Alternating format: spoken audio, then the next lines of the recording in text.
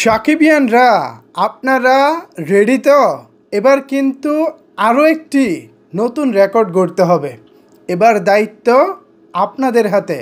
কিভাবে আপনারা সেই রেকর্ড গড়বেন এবং কী সেই নতুন রেকর্ড, চলেন বিস্তারিত আলোচনা করি আজকের এই ভিডিওতে। আমার কথাগুলো আগে মনোযোগ দিয়ে শুনবেন, তারপর দায়িত্বটা আপনাদের হাতে। আপনারা কিভাবে পালন করবেন সেটা একান্তই আপনাদের ব্যাপার। আমি জাস্ট আপনাদেরকে মনে করিয়ে দিচ্ছি এবং দায়িত্ব সম্পর্কে আপনাদেরকে একটি দায়িত্ব দিচ্ছি।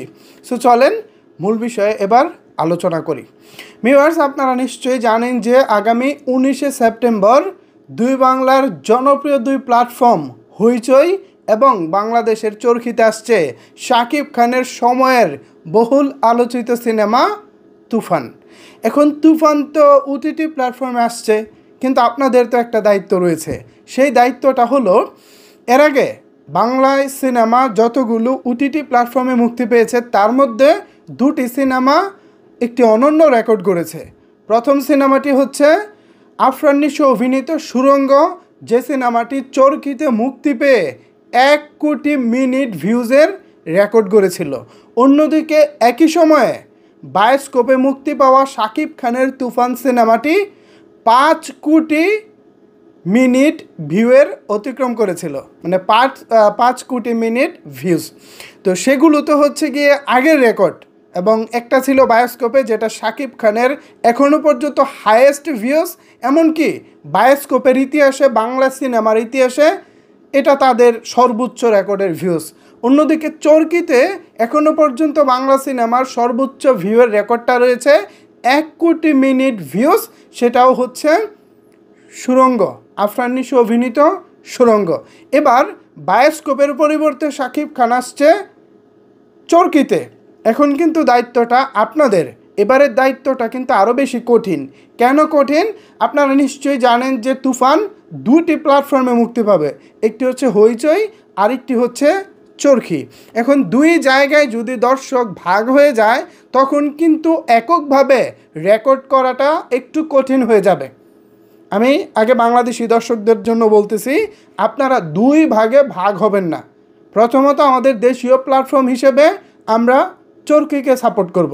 যদিও দুটি আমাদের, যেহেতু শাকিব খানের সিনেমা, এখানে ভাগ হওয়ার আসলে কোনো সুযোগ নাই।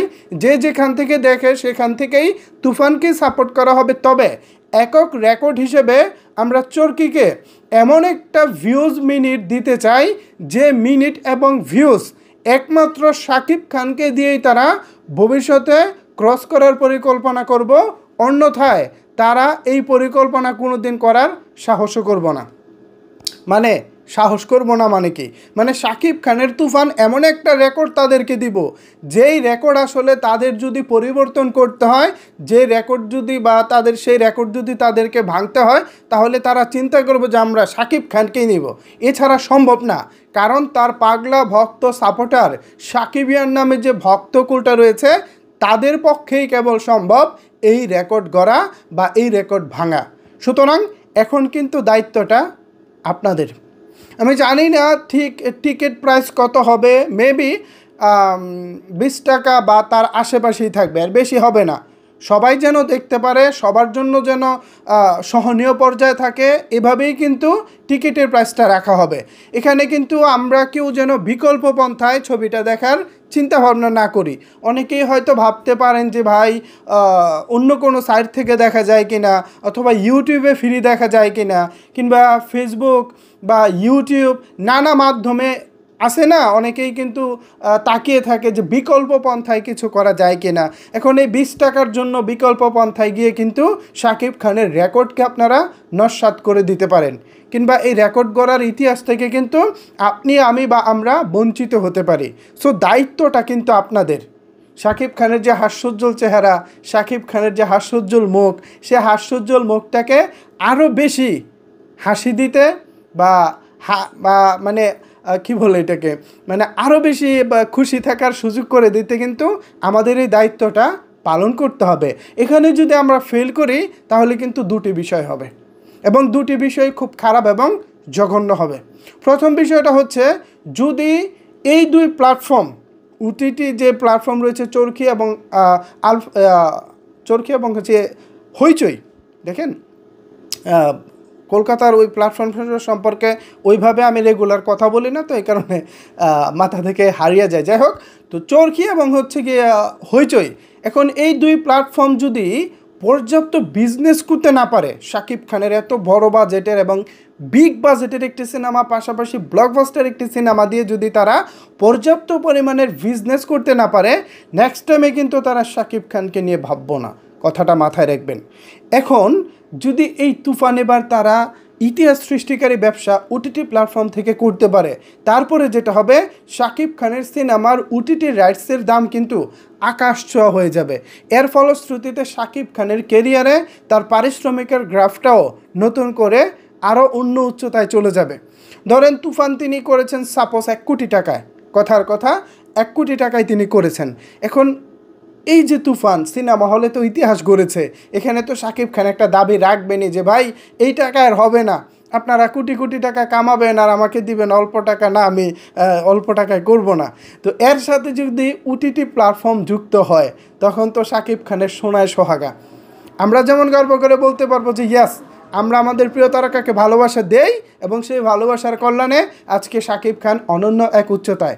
তখন শাকিব খানও বলতে পারবো ভাই সিনেমা হলেও কাঁপাই দিছি, ওটিটি প্ল্যাটফর্মেও কাঁপাই দিছি, আমার সাকিবিয়ানরা আমার সাথে আছে, তাহলে আমাকে ভাই কম দিবেন কেন?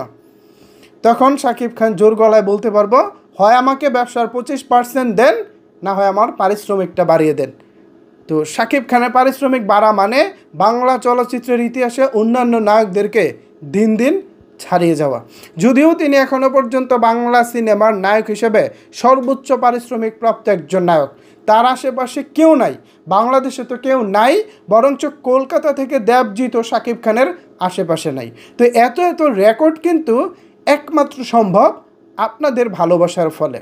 সো আমি বিশ্বাস রাখি, আমি আশা রাখি আপনারা এবার শাকিব খানের তুফান সিনেমাকে ওটিটি প্ল্যাটফর্মে এমন ভালোবাসা দিবেন, যেই ভালোবাসার কথা চরকি এবং হইচই কোনোদিনও ভুলতে পারবো না, তারা আজীবন মনে রাখবো এবং বলতে বাধ্য হবে।